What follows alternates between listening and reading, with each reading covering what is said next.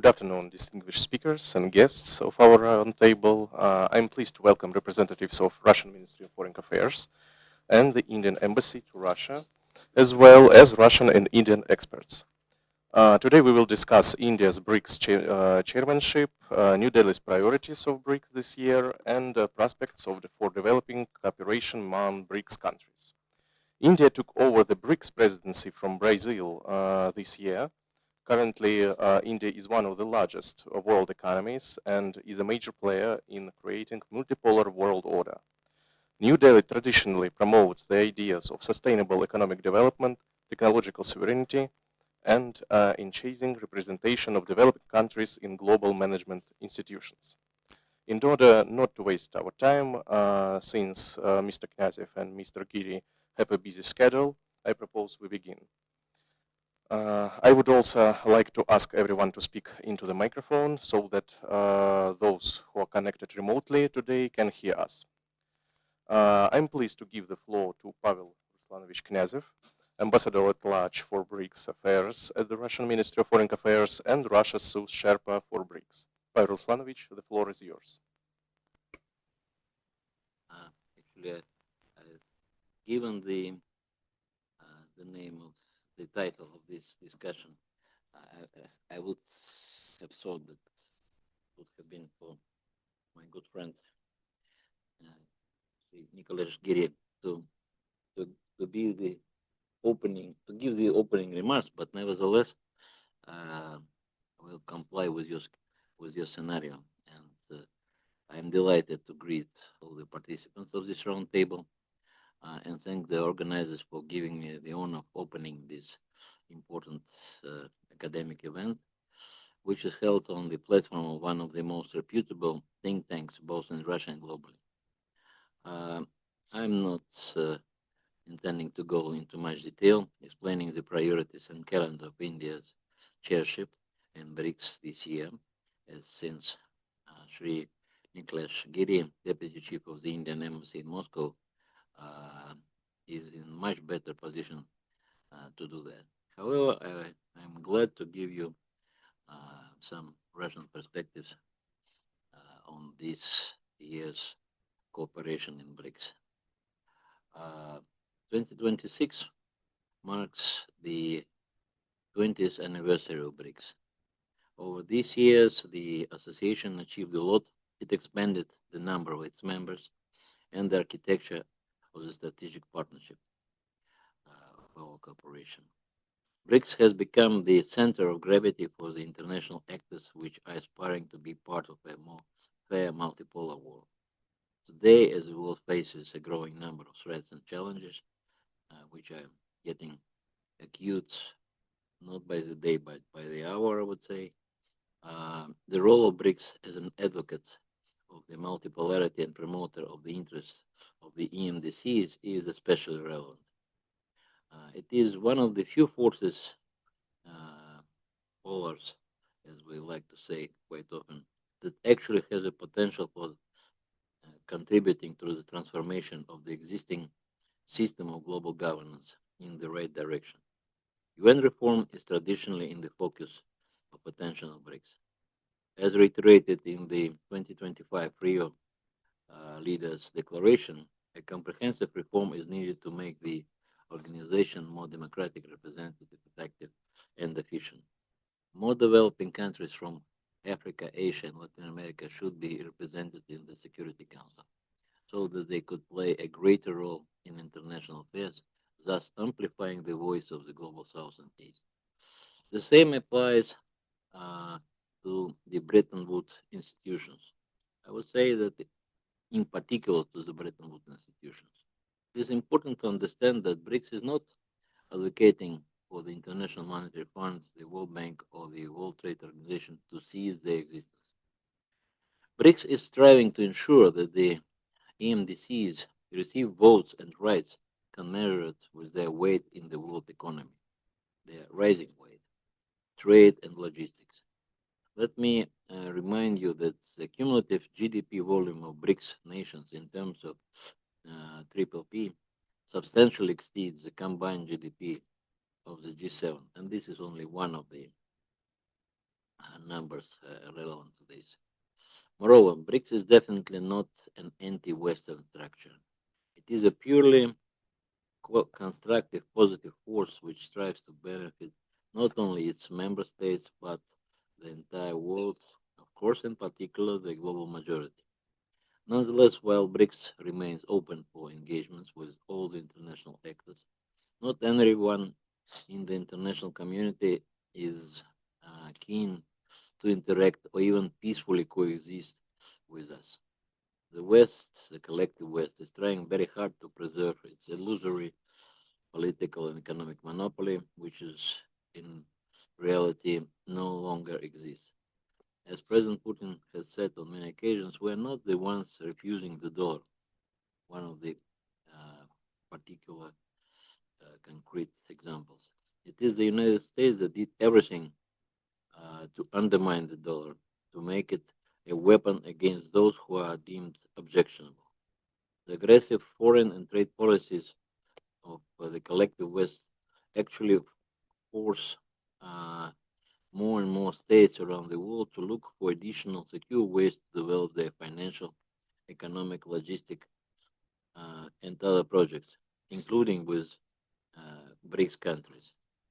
Having said that, may I caution you against placing exaggerated, unrealistic expectations on BRICS. It is an efficient association with a very ambitious goals, but it is still a living and constantly changing, evolving mechanism.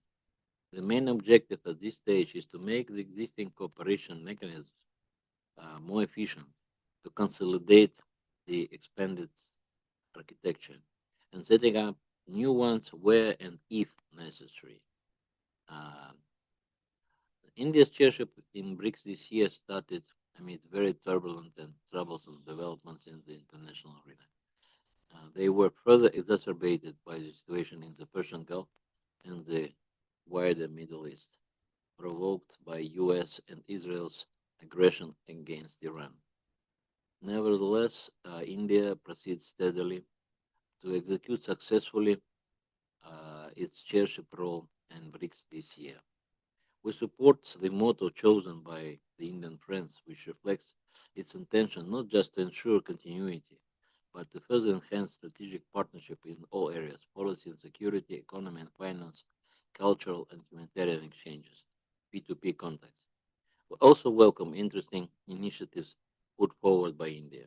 For example, we find very promising the idea of linking central bank digital currency of BRICS nations, which was proposed not long ago by the Reserve Bank of India, with a view to facilitating cross-border trade, financing, and tourism sector payment.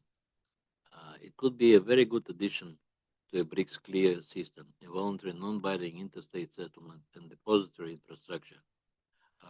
Its establishment proposed by the Russian chairship in 2024 would allow to streamline transactions, strengthen economic security, and reduce reliance on external systems. And the discussions in BRICS on this continue, and we count on our Indian friends chairing our discussions and cooperation this year to steer them in a result-oriented way forward. We fully share India's desire to focus on strengthening energy dialogue and mitigating the consequences of energy transition. This can be achieved through further development of BRICS Energy Research Cooperation Platform, including its technological cooperation and skills for energy work streams. New Delhi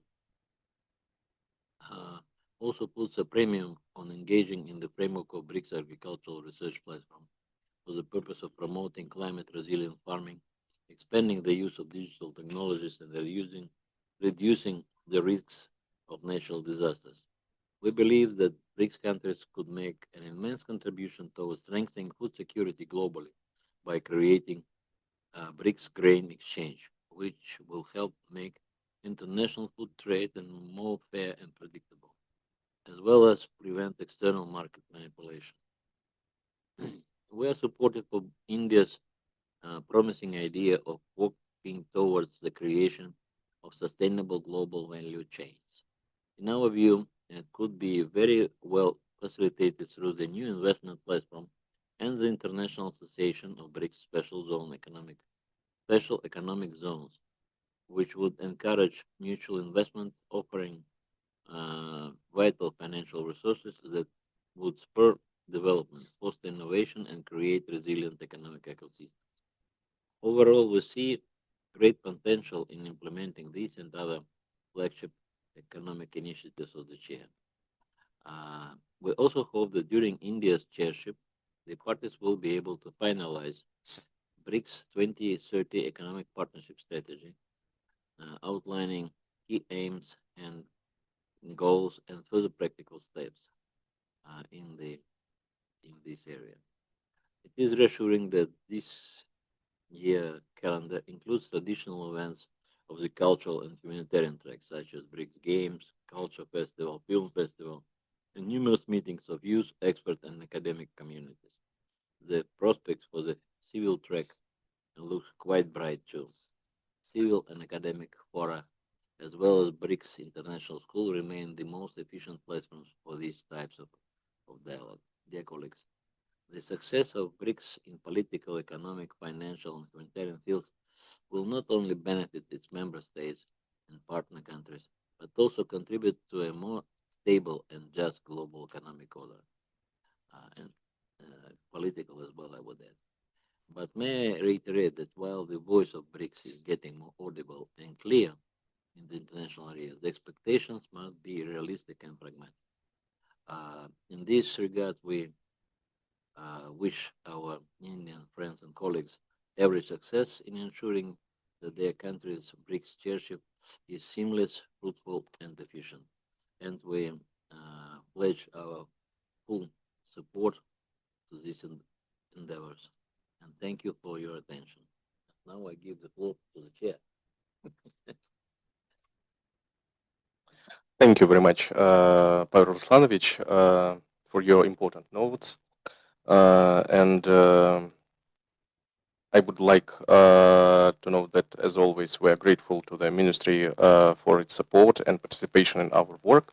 And to maintain the pace of our discussion, I would like to give the floor to Nikhilesh Giri, Deputy Chief of Mission, Embassy of India to the Russian Federation. Mr. Giri, the floor is yours. Ambassador Knyazev, dear friends, very good morning, namaskar, dobre utra, and good afternoon to our friends who are joining from India. I'm truly delighted to be visiting your beautiful facility for the first time. I stayed for a year in this complex, but I didn't know that you are located here. Otherwise, I would have been a very frequent visitor. Nevertheless, I'm good to be here. I'm glad to be here with you today. And I would like to thank the Russian International Affairs Council for hosting this roundtable on India's BRICS chairmanship, expectations and priorities. India has assumed the BRICS chairmanship in 2026 for the fourth time, and at an important moment in the grouping's journey. This year marks 20 years since the establishment of BRICS, during which it has steadily evolved into a significant platform for cooperation among emerging markets and developing economies. The evolving multipolar order necessitates further cooperation through this platform, especially as the present global environment remains affected by interconnected challenges, including geopolitical uncertainties, complicated economic landscapes, climate-related risks, rapid technological change, and persistent development gaps. Over the years, BRICS has expanded its agenda and membership, responding to changing global realities while remaining focused on people-centric development, fostering dialogue, and promoting practical cooperation. In this context, BRICS remains a valuable platform for dialogue, cooperation, and practical responses while taking into account national priorities and the different stages of development of the countries. Dear friends, India's BRICS chairship is guided by the vision of the Honorable Prime Minister of India, Sri Narendra Modi, to advance the forum with a people-centric approach and with the spirit of humanity first. Our chairship theme is building for resilience, innovation, cooperation, and sustainability. And it reflects our belief that cooperation among the BRICS members can help address shared challenges in a balanced and inclusive manner. India has identified 4 broad priorities for its chairship. As I said, resilience, innovation, cooperation, and sustainability. And these, we believe, will provide a coherent framework across the 3 pillars of BRICS, which is political and security, economic and financial, and people-to-people exchanges. Under the resilience pillar, we will endeavor to build structural institutional strengths capable of weathering global shocks. And some of the ideas were enumerated by Ambassador Knyazev, and many of these initiatives were in fact proposed during the Russian chairship of BRICS. And India is committed to continuing the conversation. Similarly, India intends to work with BRICS partners to build resilience in agriculture, in health, in disaster risk reduction, and energy and supply chains, including through cooperative frameworks that enhance collective preparedness and response. Innovation remains a key driver of global economic development. The deployment of new and emerging technologies is essential to addressing socio-economic challenges, particularly those confronting developing countries, while maintaining a people-centric approach. India's chairship, therefore, will emphasize on promoting innovation through startups, through micro, small, and medium enterprises, and new and emerging technologies that can contribute meaningfully to building a more equitable world. People-to-people exchanges will remain an essential component of our chairship, with continued emphasis on youth, culture, education, sports, tourism, and academic interactions.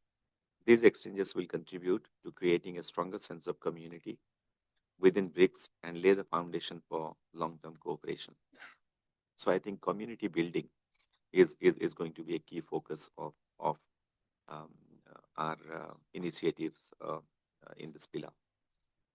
India attaches equally importance to cooperation and sustainability and will work towards advancing climate action, promote clean energy, and support inclusive sustainable development pathways in a manner that is fair and sensitive to national circumstances.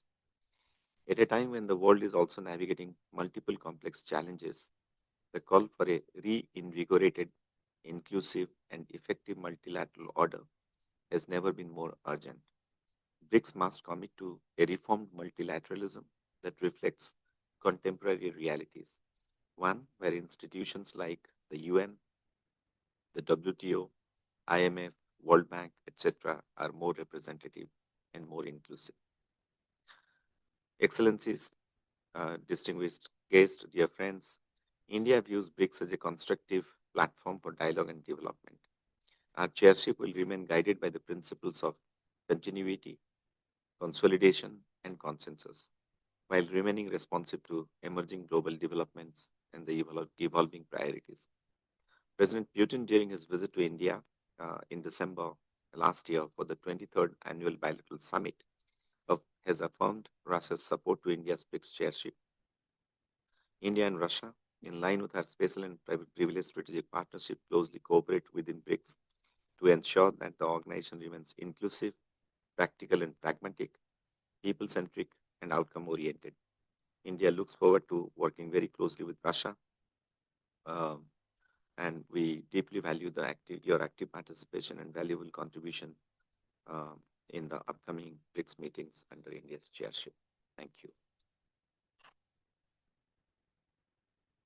Thank you, Mr. Giri, for sharing India's perspective with us. I believe the roundtable participants gleaned important information from your presentation, and we are grateful to the Indian Embassy for joining us today to participate in this roundtable.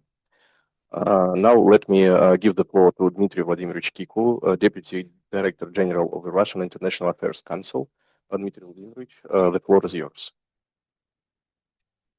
Excellencies, Dear participants and guests, I think that having today such an important discussion, we would possibly elaborate some recommendations to the Indian chairmanship, especially in terms of ensuring the secure transport corridors and financial cooperation within the BRICS or with third countries. The current situation in the Middle East and the last year U.S. administration tariff policy clearly showed us that we should oppose to such developments, and I would focus today on one example when the Trump administration issued a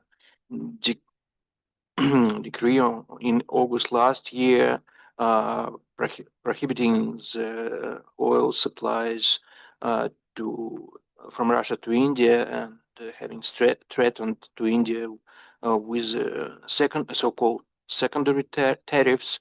Therefore, it is not the bilateral agenda, but the agenda of the all BRICS countries to avoid of following such a policy, and of course to elaborate an independent and transparent steps to ensure the independence of our format and of course national policies. So of course it is important to note that the BRICS countries are located on the axis of key international transport corridors, including the East-West Belt and Road Initiative, the International North-South Transport Corridor, and sea roads to Brazil and Egypt via the ports of the Azov Black Sea Basin. And the diversity increases the BRICS competitive potential in terms of logistics and provides opportunities for building productive logistic cooperation. And in this regard, I would also echo to the statement Mr. Knyazev. The financial cooperation is also an important issue for our agenda because the creation of a cross-border settlement system free from Western interference should be further discussed. Such an issue was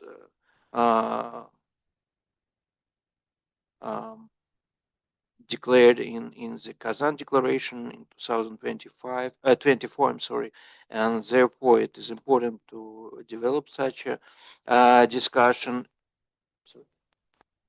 in Johannesburg, I'm sorry.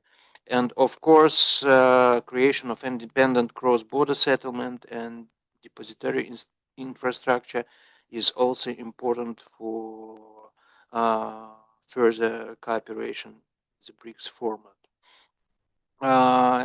We would also note that the independent reinsured capacity would help us to develop transport cooperation and further develop the transport corridors as well.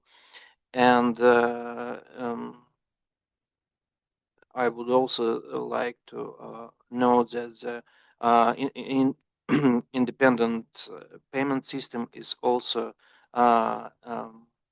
important for the BRICS member states, which is also will allow us to be independent from the Western financial channels. So on this, I would like to stop and thank you once again for the attention. Thank you so much.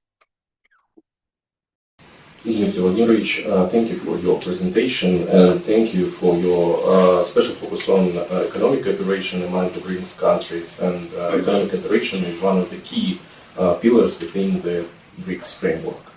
And now I'm pleased to give the floor, I dare to say, to one of the best Russia's and leading experts on BRICS issues, Viktoria Panova, Vice-Rector of the National Research University Higher School of Economics, head of the BRICS Expert Council, and Russia's ex-Sherpa at Women's 20, and a member of the Russian International Affairs Council. Viktoria Vladimirovna, the floor is yours. Thank you so much.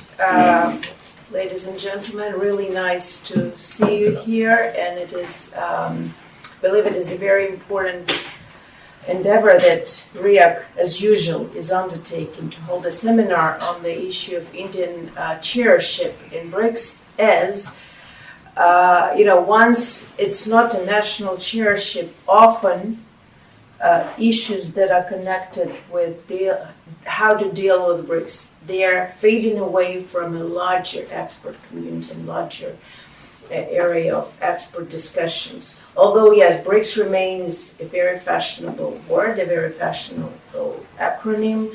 There are many people around it, very often not knowing what it is all about or how to deal with it. But nevertheless, what we're having here is a serious expert discussion, which hopefully could give some, as Dmitry said earlier, could offer some recommendations probably to our official track to elaborate and to go ahead and overcome some of the issues that now seem to be a bottleneck or a kind of a barrier that seems insurmountable. I can tell you that when we were hosting in 2024 BRICS in Russia, it seemed like a very difficult year. It was the first year when BRICS expanded. So it really was an daring task to, to have all their, at that point, 10 members or 9 plus 1. But official, I guess, is 10 or now 11. But now we see that the real challenge to host lies with India, as it has to navigate through their much more turbulent waters of the global ocean, with their, current aggressive behavior of some countries, with their further breaking of the rules, be it in international peace and security, be it in international trade and finance. So the situation continues to degenerate. And what's worse, we all know that in BRICS, we have countries that are literally over the two sides of the barrier. So it does make it more difficult. And that is why I think it's even more strategic and more laudable to say that India managed to offer the priorities that are able to surpass this difficulty and to, ensure that we can somehow put aside discussions on global conflict that we're having now, which would be too politicized, but instead concentrate on issues that are of global relevance, but at the same time that are long-term and that would be solving their necessary issues that are important for all the BRICS countries, but also for the world. And the idea that India would continue to concentrate on global governance reform and multilateralism is very important, because this is one of the pillars that would hopefully help to stabilize the situation in their better nearer than more distant future.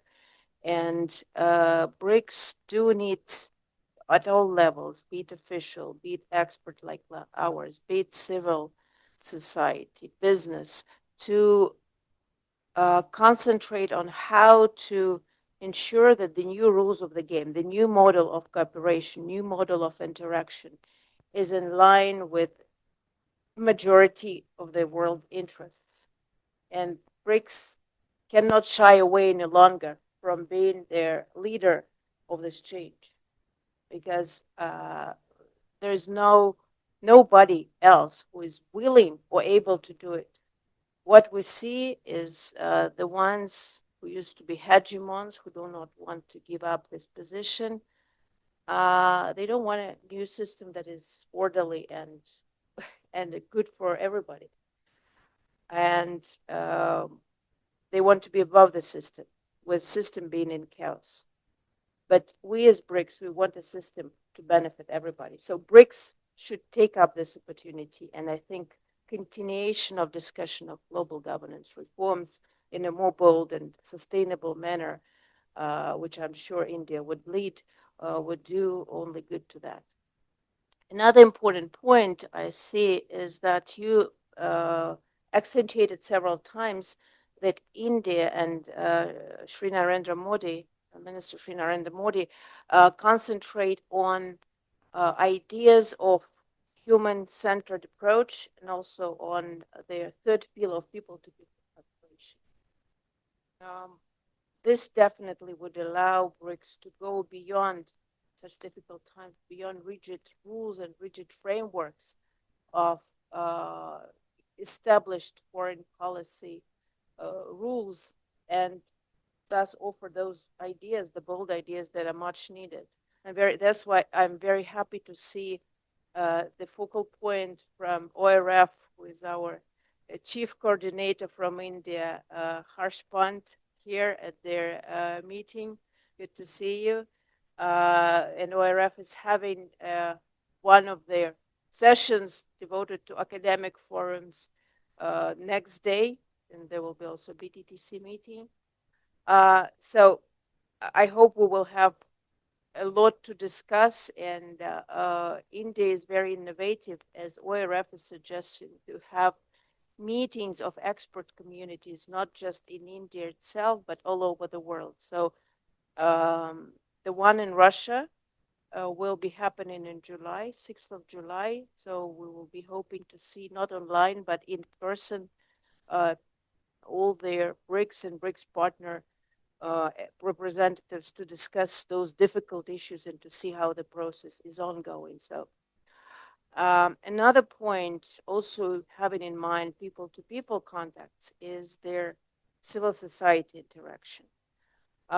We have RIS responsible for this as a focal point from India, and they've always been very professional, very high level, and very mindful of ensuring full and comprehensive engagement of civil society. And I will probably use this opportunity to nag a bit our official from the embassy, Mr. Giri, to ask that India's chairship for civil society doesn't go below the point that we already reached in Brazil when we had civil society representatives, Civil BRICS Council present at the Leaders Summit.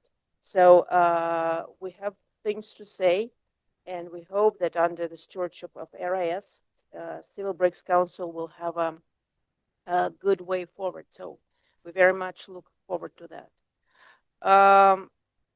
We also know that India is a country of young people. So it's one of the most prospective internationally, 70%, and almost 1.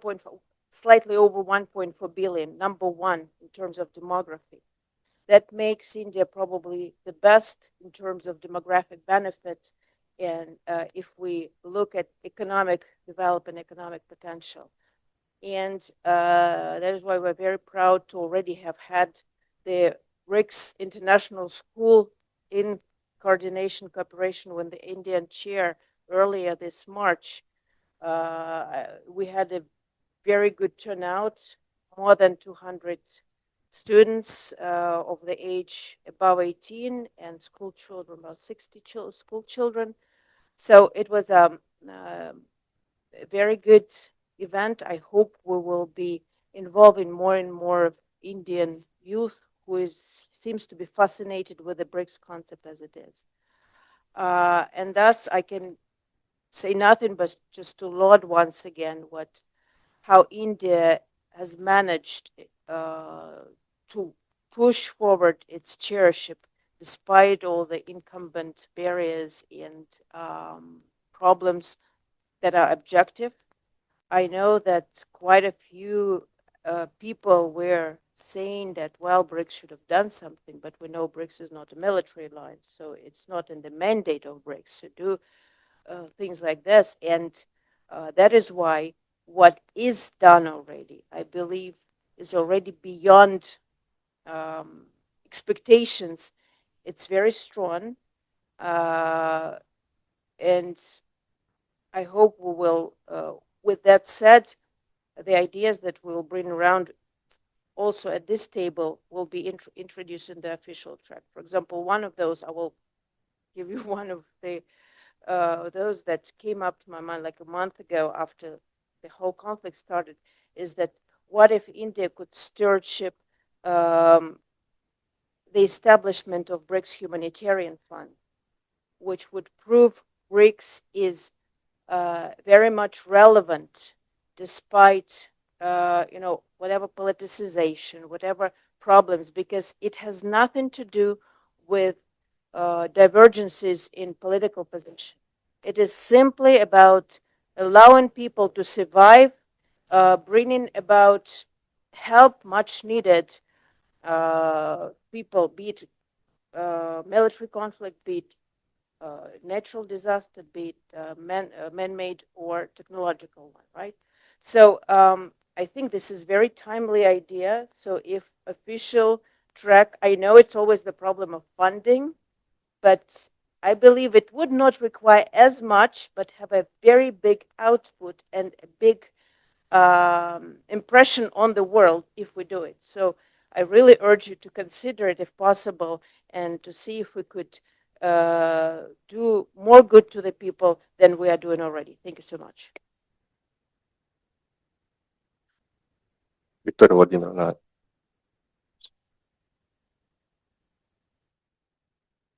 Viktoria Vladimirovna, thank you for your presentation, for deepening and expanding our discussion. You mentioned meant a lot of important things like academic cooperation, economic cooperation, humanitarian, and all these things that we hope BRICS will do. And of course, thank you for. And I think that you started this expert discussion, but now we are moving to our next part of the roundtable, and I suggest first of all to listen the presentations, and after that to start the Q&A session. And I think that we would have an opportunity to ask the questions and answer on them. Thank you very much. So we're moving on, and I'm pleased to hand over the floor to Harsh Pant, Vice President of the ORF Foundation. RIAC interacts the ORF on various platforms, and this collaboration continues today. Thank you for your participation, Mr. Pant, and I'm giving the floor to you. Thank you. Thank you very much. I hope you can hear me. And I would also put on record my thanks to RIAC for having me as part of this conversation.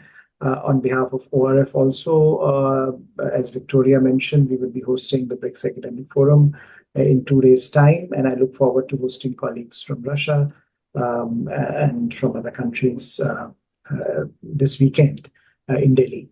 So it's always, I think, good to talk about BRICS and the challenges and the opportunities that BRICS creates. And this is a platform that allows us to think through some of the implications of what is happening.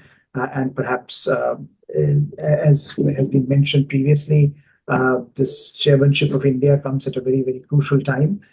This is a time where the global order is shifting. It has become a cliche to suggest that it is happening, but in terms of the institutional fabric of the world, global governance is at its very lowest, and we are facing challenges in ways that are quite unprecedented. And perhaps the brunt of these has been felt in the global south, in countries that are developing, where the economies are getting affected. And so in some ways, India's presidency, which comes at this moment of great flux, also offers an opportunity for BRICS to talk about issues, to highlight issues, to underscore commitment of a large part of the world to issues where world can be brought together to address those challenges rather than looking at it from the perspective of geopolitics. And I think, therefore, if you look at the theme of India's presidency, building for resilience, innovation, cooperation, and sustainability, this is not only a play of words on the BRICS acronym, it is also in some ways underscoring India's long-standing commitment to people-centric approach, to humanity-first approach, which was what Indian Prime Minister Mr. Modi has talked about regularly and repeatedly. And I think in that sense, if you think of these broad priorities, inclusive development, inclusive growth, development, cooperation, reform, multilateralism, global south concerns, they all merge together, they all meld together. They are not distinct in so far as the thematic agenda is concerned. And I think if you think of individual issues, for example, even if we take issues like resilience, which is about building structural and institutional strength to withstand global shocks, and they can be economic, environmental, health-related, even geopolitical, and that is something that we have been encountering repeatedly over the last decade. I think this idea that if you enhance capacity for risk management and collective response to crisis, it not only helps members of BRICS, but it also helps a large part of the world that perhaps needs leadership in these times. Similarly, when we talk of innovation, which is promoting collaboration in emerging technologies, whether it is AI, clean energy, biotech, even digital public infrastructure, the idea is how can these technologies drive socioeconomic development, especially again in countries which are in need of this leadership and in the large part of the developing world. Then if you think of development cooperation, and there, I think a lot of the speakers have talked about strengthening intra-BRICS ties in trade, investment, finance, and broader partnership. Again, the idea is, the focus is to have practical, inclusive multilateralism rather than looking at these institutions through the prism of geopolitics, which has often happened in the past. And similarly, sustainability, where you're talking of advancing climate action, clean energy transition, sustainable development pathways, and environmental cooperation. The need being the balancing development needs with climate goals through adaptation and just transitions. Now, if you look at these four priorities, and if you think of some of the cross-cutting elements there, two of the cross-cutting elements perhaps become very, very important. One is, of course, reform multilateralism, as has been pointed out, pushing for greater voice, pushing for greater representation of the global south in institutions as varied as UN or IMF and World Bank. But this has become increasingly important, something that Viktoria also touched upon, that in a world where a large part of the world's, in a changing global order, where a large part of the world's voice is still not resonant, is still not being heard, how do you ensure that multilateral institutions, or even institutions that may not be fully multilateral, but that want to have an impact on the global order, are able to amplify those voices? And similarly, when we are talking of humanity first and people-centric approach, are we prioritizing human welfare, equity, inclusive growth over geopolitical agendas, which often tends to happen? But I think the job of a platform like BRICS should be to push this idea that, look, human welfare, equity, inclusive growth should remain the determining variables as we frame a global governance agenda that can empathize with the aspirations of those who perhaps need it the most.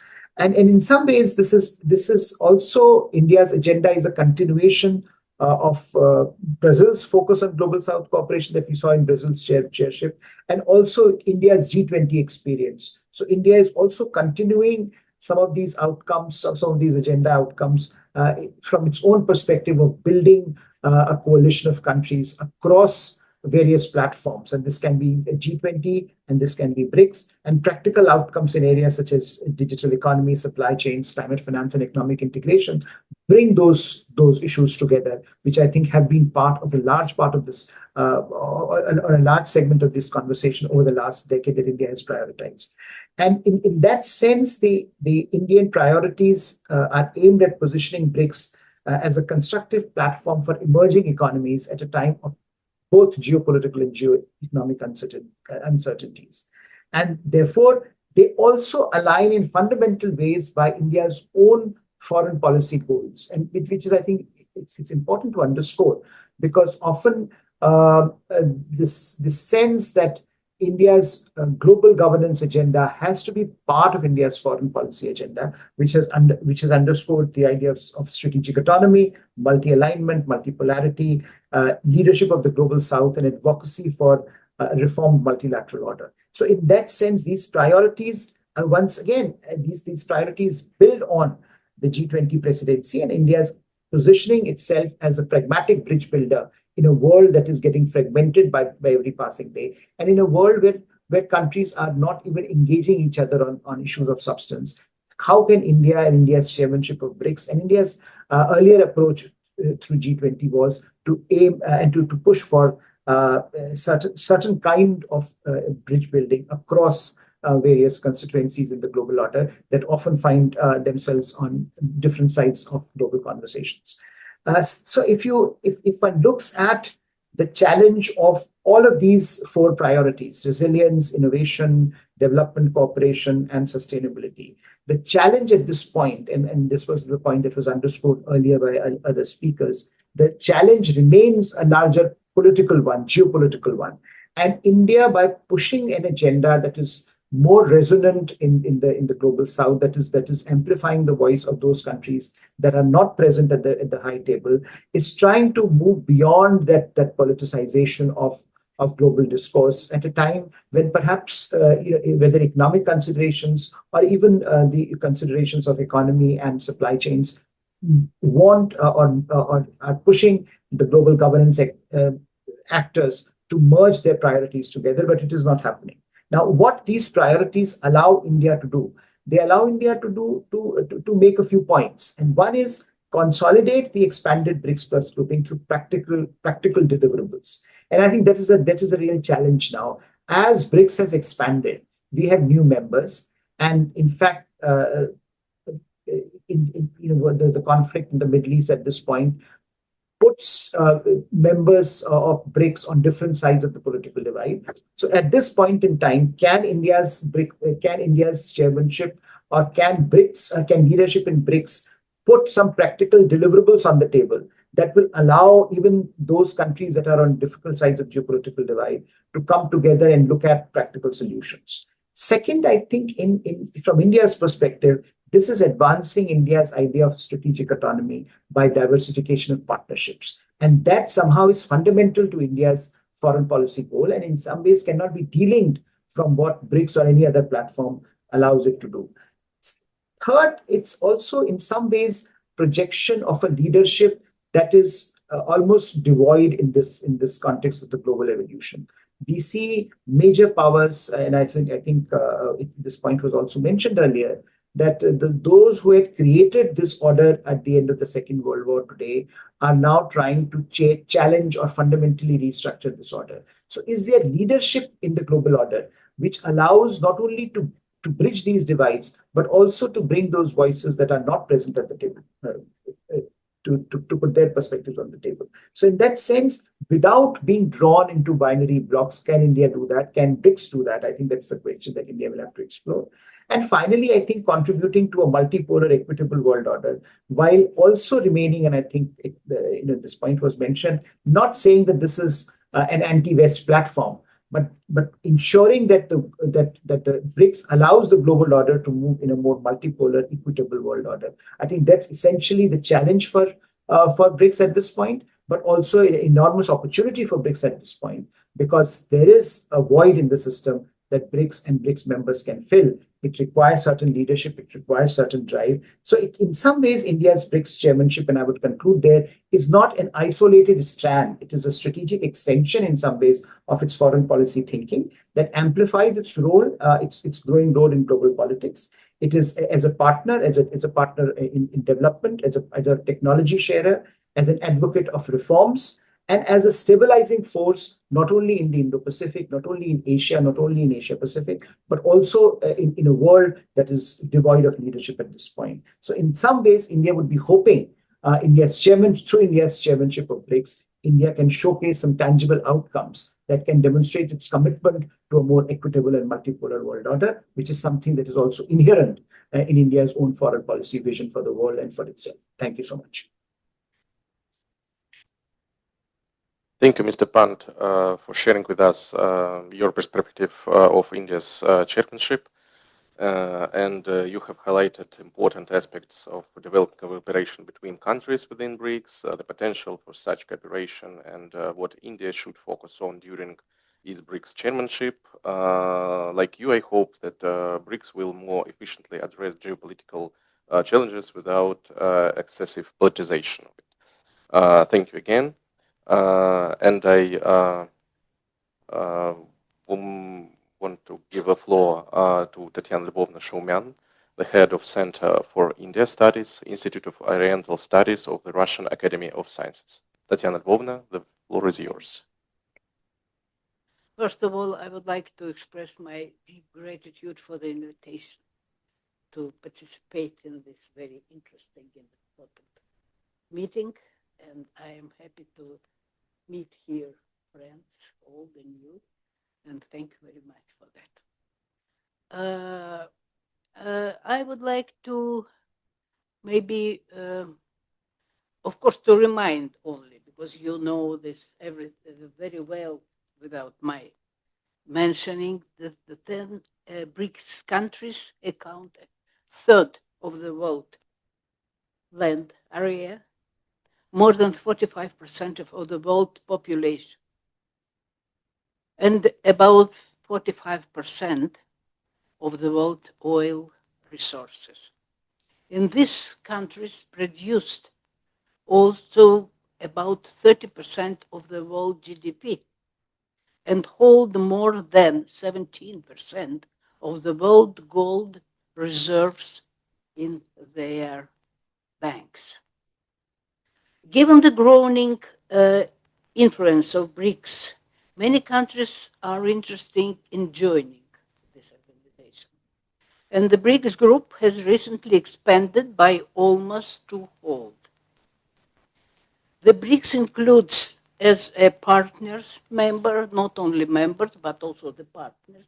It is very important because a lot of big list of the partners with a different political orientation, with a different economic potential and the political views, now are cooperate with BRICS as a partners. I think that it's really very important. And some countries of Latin America, some countries of Africa, Asia, and even Turkey, which collaborate with NATO, also is a partner of. Huh? Yeah. Okay. A new BRICS expansion would be premature. Indeed, the significant expansion of the BRICS member and partners cannot be but affect the level of internal consolidations within the association.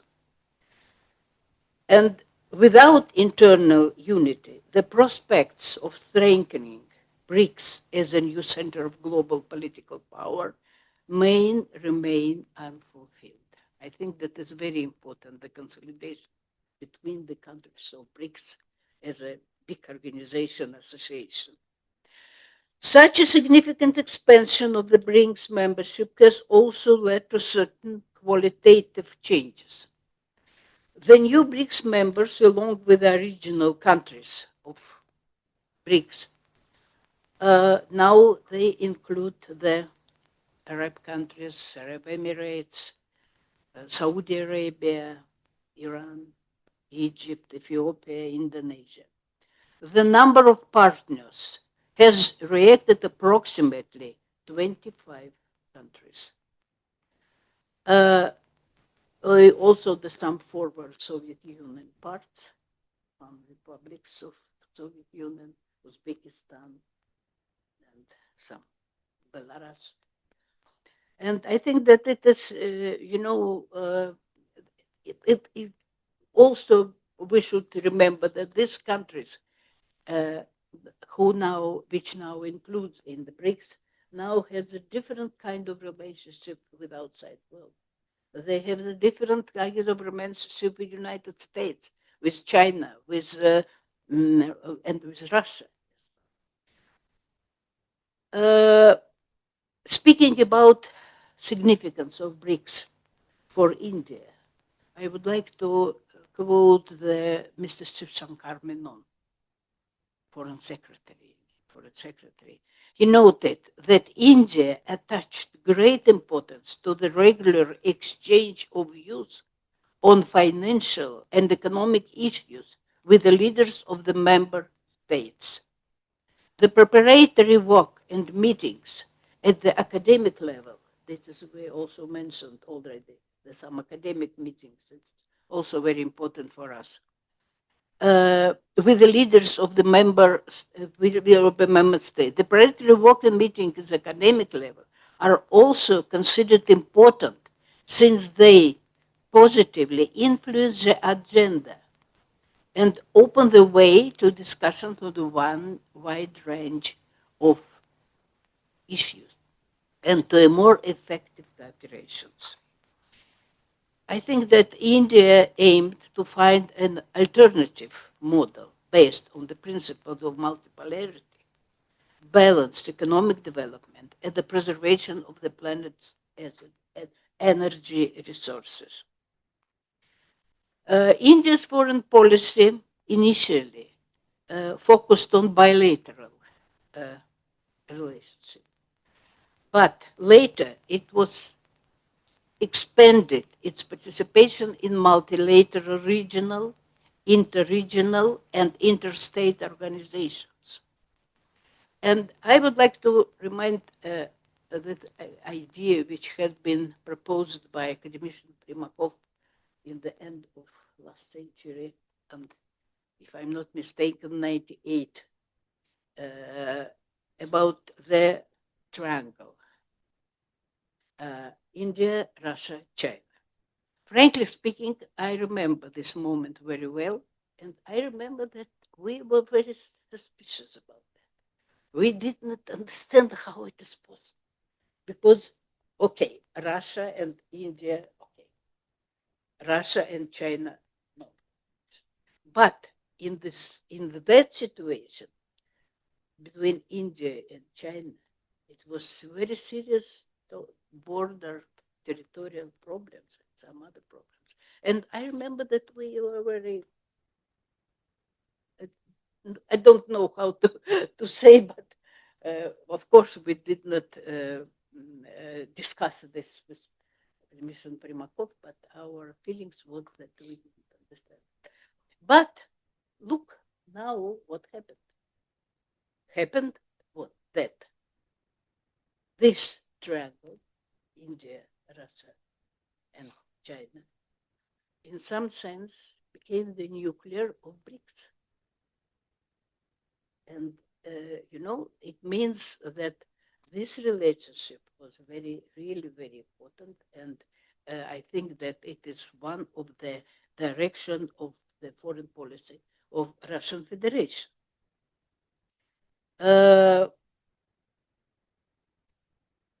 I would like to mention the words of the Raja Mohan, political sciences specialist, who is very well involved in our contacts with our scholars and so on. And he wrote that India is entering the global stage as the first democratic country outside the geographical West, with a vast territory, a strong economy, and free culture, and population characterized by significant ethnic and religion diversity. India is natural that India is very much interested in joint economic project and the possibility of building new relations with the BRICS country, including relationship with the problems of energy supplies. This is really important for that.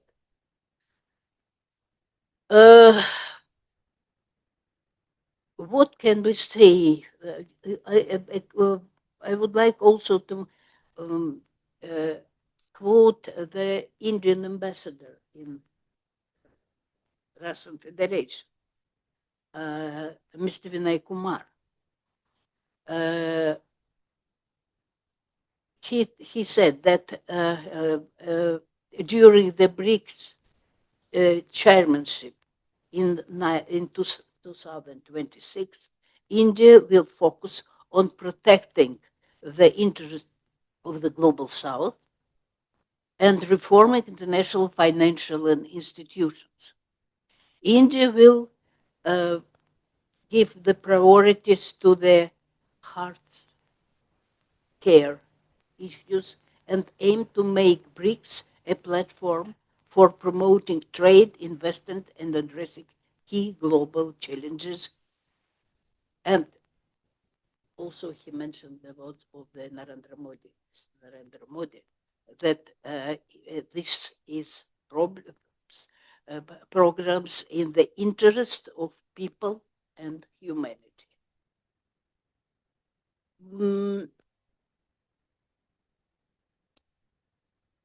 As we know, after 1st of January, India became the chair of the BRICS group for the first time. The theme of the chairmanship is strengthening innovation, cooperation, and sustainable development. In the fall of 2026, India plans to host the 18th BRICS Summit. And the key areas of focus for the BRICS under India's chairmanship include economic cooperation, financial reform. India supports the New Development Bank and prioritizes increasing trade and investment with the BRICS also. Further development of tax and custom cooperation is planned also, as well as the creation of the multilateral guarantee mechanism.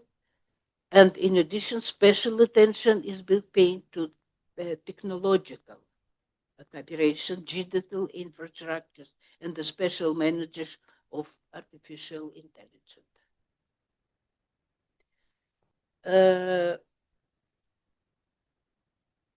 In the meeting of BRICS financial bloc representative in February 2026, India put forward a proposal to expand activities in the field of insurance, regulation of pension system, and it means that expansion of socially oriented initiatives.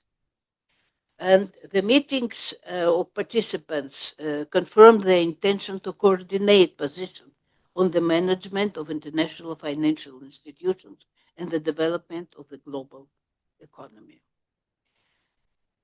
We can state that India attaches great importance to BRICS in addressing global issues.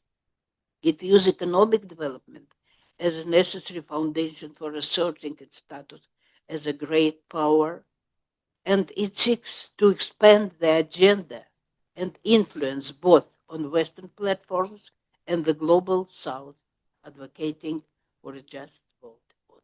Thank you.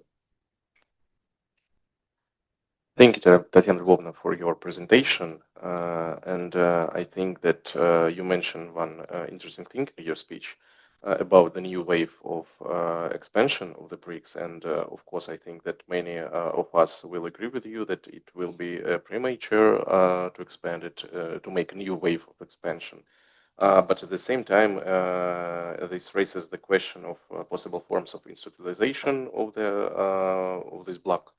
And you noted one of the difficulties. Yes, but still there are a lot of questions in academic between academics about institutionalization. And you noted one of the difficulties of cooperation between BRICS countries. They have different relations, not only with each other, but also with the countries outside the BRICS.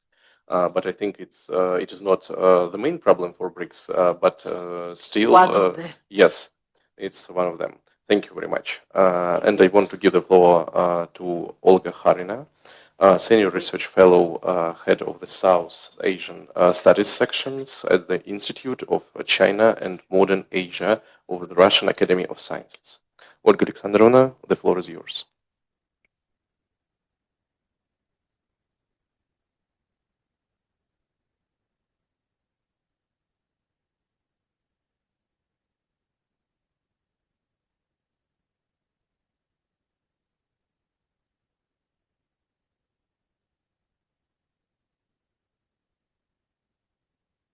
Thank you.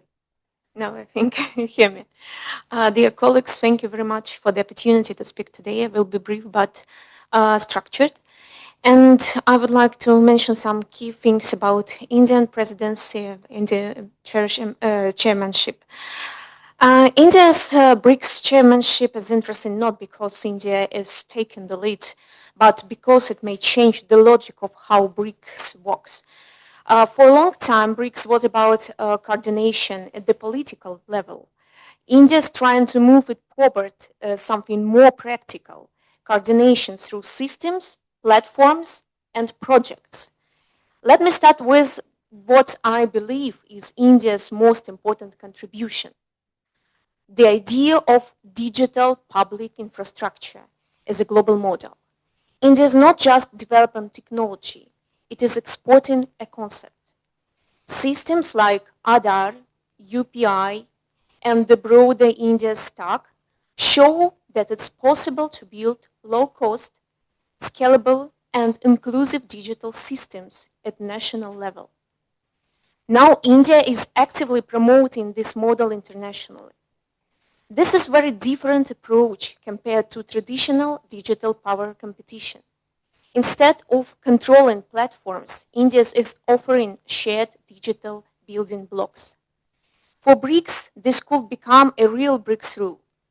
Cross-border payment connectivity, digital identity cooperation, shared standards for public digital services. In other words, India is shifting the conversation from who controls technology to how technology can be shared. Second, India is bringing a new approach to supply chains. Today, global supply chains are no longer only about efficiency. They're about security and trust. India's strategy is not full decoupling, but selective integration. It's trying to position itself as a reliable alternative hub, especially in manufacturing, logistics, and services. Through initiatives like PM Gati Shakti and logistics integration, India is building not just infrastructure, but a coordinating economic space. For BRICS, this opens an important question. Can the group move from political alignment to partial supply chain integration? Third, India's redefine what it means to be a leading power. India doesn't act as a traditional great power. Instead, it operates as what we can call system-shaping middle power. It doesn't impose rules. It designs frameworks, open digital systems, flexible cooperation formats, issue-based coalitions. This approach may actually work better in BRICS, where there is no single dominant leader. Fourth, India's linking development with security in a broader sense. With Mahasagar initiative reflects this logic. Security is not only military, it includes economic stability, infrastructure resilience, technological capacity. This is important because many BRICS countries face similar challenges. India is trying to build a narrative where development itself becomes a form of security. At the same time, we should not underestimate the constraints. BRICS is becoming larger, but also more heterogeneous. Different political systems, different economic models, different external priorities. This creates a key tension: flexibility, WS, coherence. India's likely response is not to force unity, but to accept diversity and build modular cooperation, where different groups of countries move forward in different areas. And I would like to conclude with that India's chairmanship is not about changing BRICS overnight.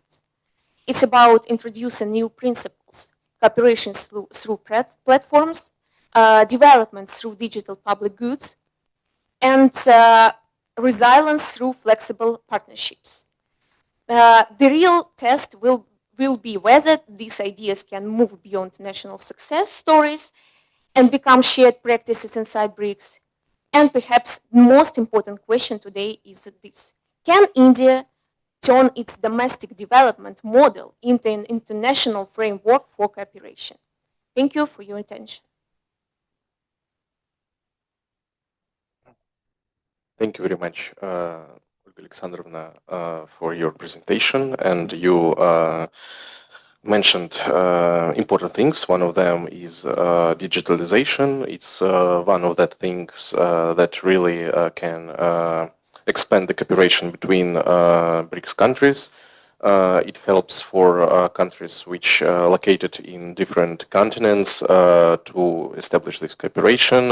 This leads to economic development, that leads to technological advancements, and it's really important. And India, one of the leaders in this sphere within BRICS, and I think it's important. Thank you very much. And I want to give a floor to Mr. Bandari, Amit Bandari, Senior Associate at Gateway House. RIAC interacts with Gateway House as with ORF on various platforms, and this cooperation continues today. Thank you, Amit, for joining us, and the floor is yours.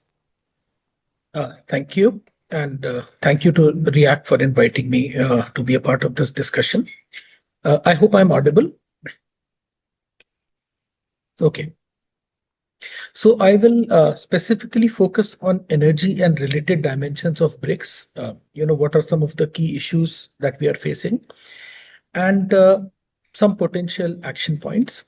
Now, before I start, I would like to flag off a major issue, and this is true for India and the world at large. Most of the discourse on energy actually focuses on energy transition and green energy. And whereas the world continues to run on oil, gas, and coal, and it will continue to do so. And this is something which has been really brought home to us over the last few weeks.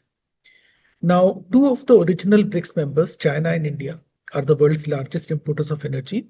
And likewise, on the other side, Russia is a big exporter of oil and gas. Brazil is also, of course, coming up as an important exporter of oil. Amongst the newer members, Saudi Arabia, United Arab Emirates, and Iran are all large producers and exporters of petroleum products. Indonesia, Egypt, and Ethiopia are all big importers. And the disruption that we have seen in the energy markets hits each of these countries in different ways. And here I would like to specifically focus on two dimensions: energy and food. So from the Indian perspective, I will use that to illustrate my point. We import about 4 million barrels a day of oil.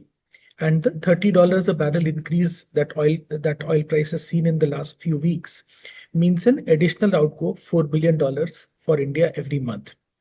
And since consumer spending is the primary driver for India's economy, this outflow hurts a lot. Likewise, because of the natural gas disruption, we have seen industries shut down factories. And there is fuel rationing, which is on in several countries. The second dimension to look at is food. Natural gas is the feedstock for urea manufacture, and high energy prices are invariably followed by higher prices of fertilizer, eventually food. This happened in 2006-07, And this also happened in 2022 when Russia was hit by sanctions and gas exports stopped. And some of India's neighbors like Bangladesh have already shut down urea factories, fertilizer factories since early March. Now, the third dimension apart from energy and food is sanctions. Two of the BRICS members, Russia and Iran, are under very severe American sanctions and cannot freely sell their oil. And this is work that we have been doing with RIAC for a number of years. Now, India's official position is that we do not recognize unilateral sanctions, but the practical reality for any large international corporation is that American sanctions cannot be ignored. I mean, if a multi-billion-dollar company loses access to the US financial system, it ceases to be a going concern. And one of the reasons sanctions work very well is the concentration that has taken place in the petroleum industry. So, for example, in India, just 4 large companies, ONGC, Indian Oil, Bharat Petroleum and Reliance, all of them are Fortune 500 companies, account for over 80% of petroleum refining and fuel retail.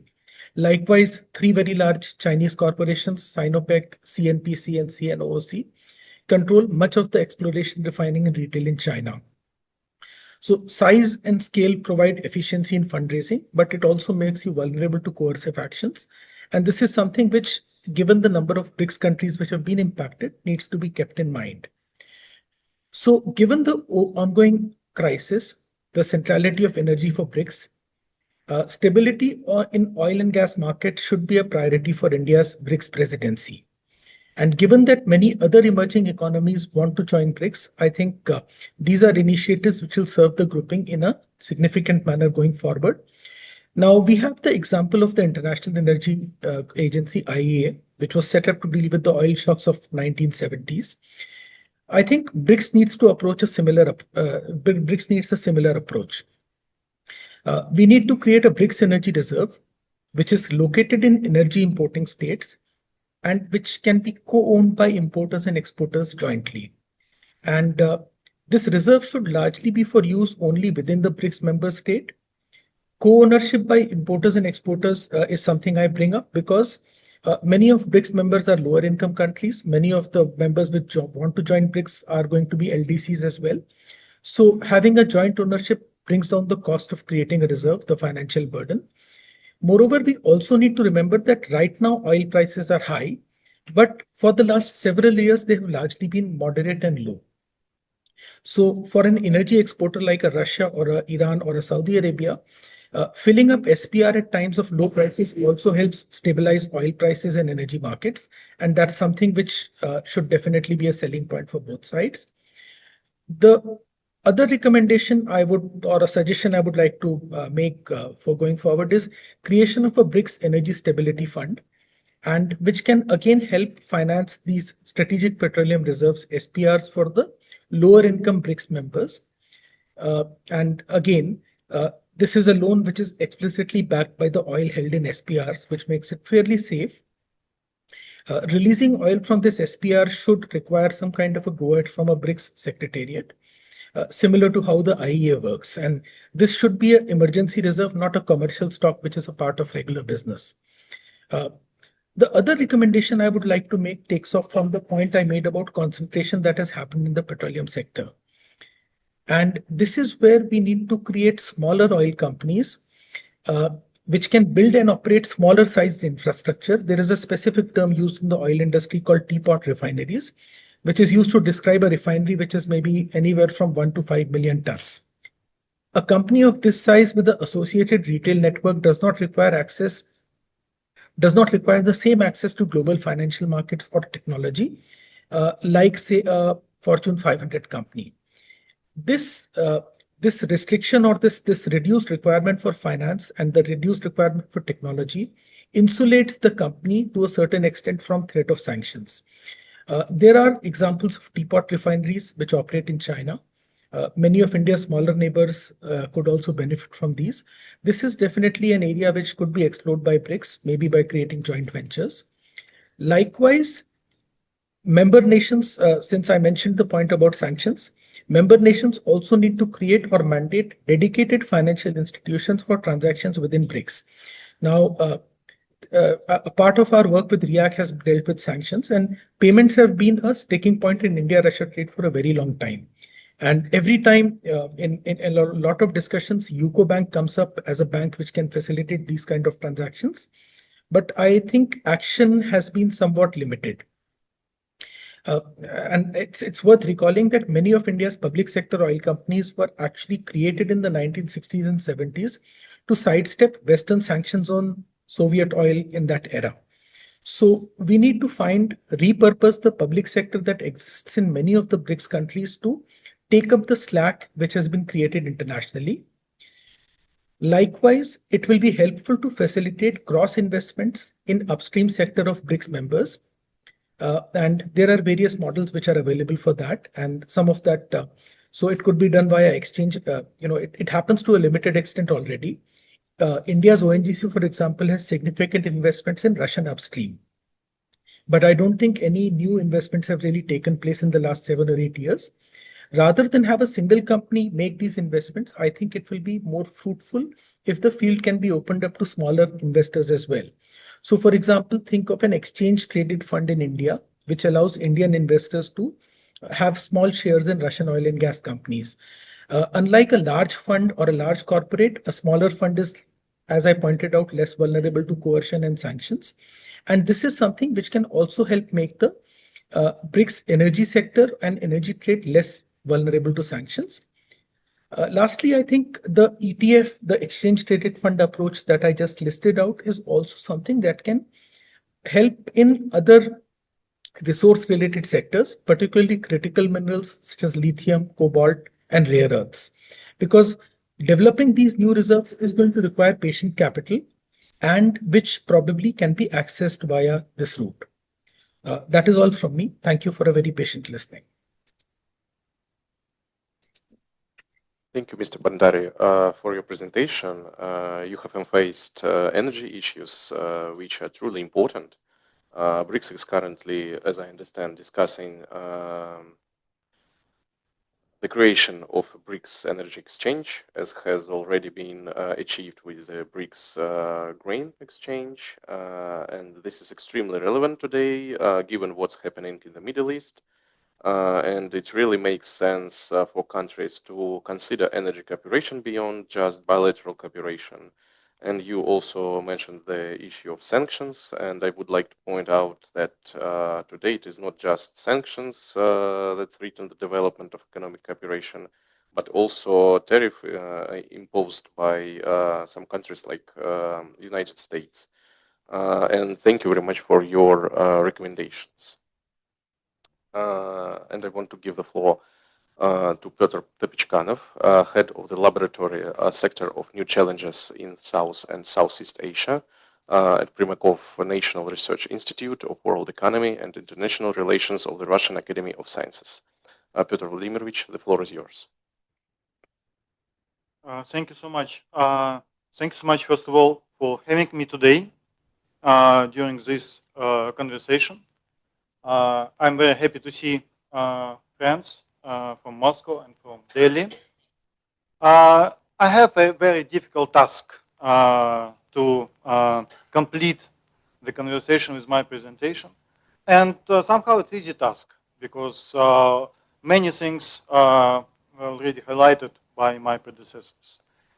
And let me start with some questions I would like to ask about our proposals we already discussed today. Let me start like a person with more like conservative approach. For instance, it's easy to invent many solutions, many new frameworks of cooperation in BRICS. But in the same way, probably it's better to develop the opportunities already existing in this framework rather than inventing new things. For instance, maybe I'm wrong, but BRICS was wonderful during the COVID time when providing funds for the economies affected by the COVID pandemic. Wonderful. But at the same time, if we suggest emergency funds for natural disasters and other things, probably we would overlap with the functions of other regional frameworks, such as Shanghai Cooperation Organization, which has its own active channel of communication and cooperation in the responding to emergency situations and meetings of ministers and cooperation of agencies in this field.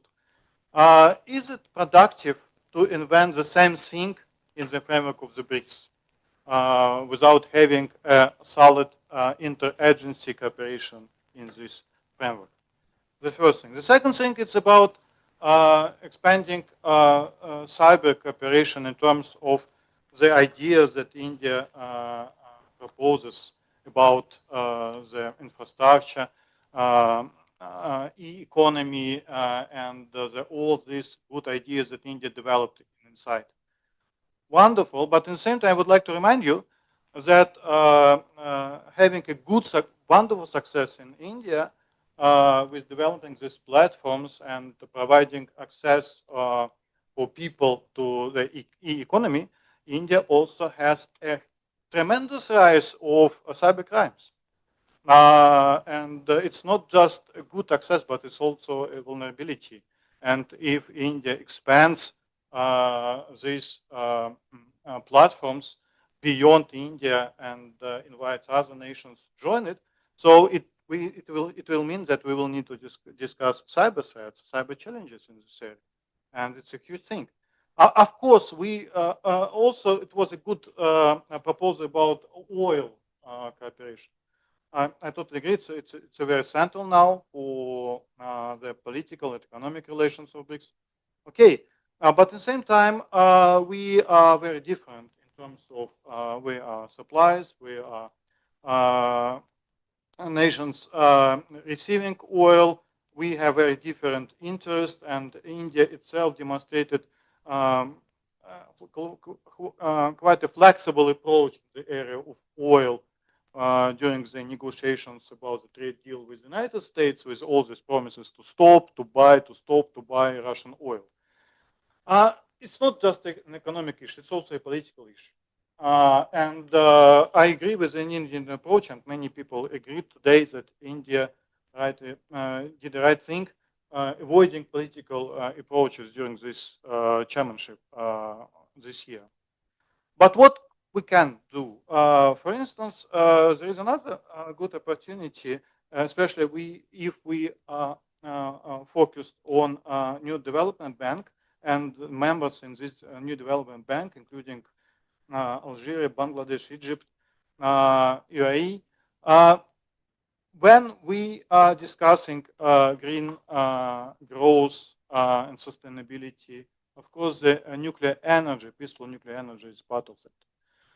And Russia has cooperation with India, with China, with Bangladesh, and India also is part of our cooperation with Bangladesh.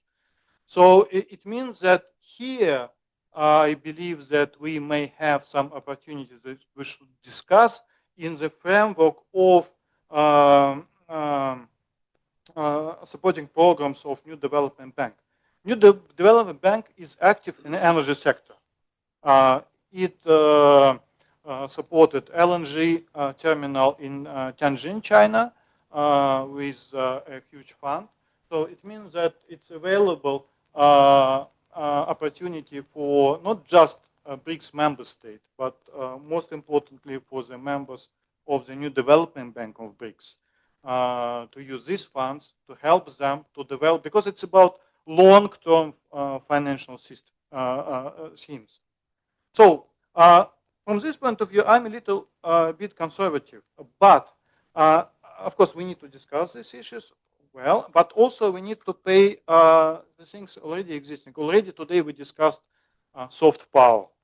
And we have so many good initiatives that if they are developed, they will help us to develop people-to-people relations. For instance, in a few weeks in Delhi, there will be the BRICS Fashion and Lifestyle event. For me, it's bigger than just about fashion. It's bigger than just about lifestyle. It's about connecting small businesses, small entertainments small groups of people and youth, because quite often we looking over this group of people. Unfortunately, my understanding, if I'm not wrong, this year there won't be sport games or BRICS because of the events, and there will be in UAE or in India. The sports games are always organized in the chairing country, and it will be In India. In India. Oh, okay, because I tried to find this information that I didn't find, but if you add this information, I would be very grateful for this. So if we develop this and not just develop, expand these things, it will be very helpful, including also about educational exchanges. Of course, this year I heard there was a successful meeting in the Russian House in Delhi, educational BRICS. But I believe I heard some feedback from people from Delhi and from Moscow that there is something we can do better. It's always we can do something better. One of the key problem, BRICS still based on summit style organizing events. So every nation picks its own agenda, picks its own style how to arrange these events. So if we developed more active inter-institutional cooperation between summits and have some continuity and persistence in the agenda, in the style of organizing such things, it would be very helpful. So that's why. So I'm probably more conservative about bringing new ideas, new initiative into BRICS, but just to look into existing things to improve them, to engage more people, more agencies, not just before and after summits, but within summits as well. Thank you so much for your attention. Thank you, Peter Vladimirovich, for sharing with us your points of view on BRICS cooperation. And it is important that you said that about the new development bank. It's truly an excellent tool for cooperation, not only between the BRICS countries, but also with the other countries in the world, because new development bank is not only a BRICS bank. And you mentioned what I said at the beginning of this roundtable, that there are a lot of questions in the academic community about some institutionalization of the BRICS in different ways, not as strong some structure, but in some way a lot of people, and I talked to them, that they think that we need some institutionalization, but of course it's a really hard question because of different members of this bloc. Thank you again, Peter Vladimirovich. And now I suggest to start our Q&A session. Maybe you have not only questions, but comments. Dear colleagues from India, please join us. And as moderator, I would like to say maybe Mr. Giri would like to answer the question by Ms. Panova during her presentation as a start for our discussion. What I would like to say is that I have been quite fascinated by very interesting suggestions, many of them new. So I've taken copious notes of all those suggestions, and all I can say is that I'll relay them to Delhi to at least initiate a conversation. I think many of those ideas are worthy of discussion and consideration, and then we'll see how they can be taken forward. If we don't have any questions, I suggest to finish our roundtable. I would like to say thanks for our participants, for our distinguished guests. I want to say thanks to Mr. Knyazev and Mr. Giri for participation today.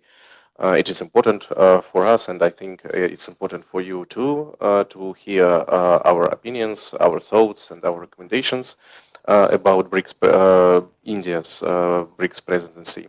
And I hope that we will meet again in other roundtables. Thank you very much.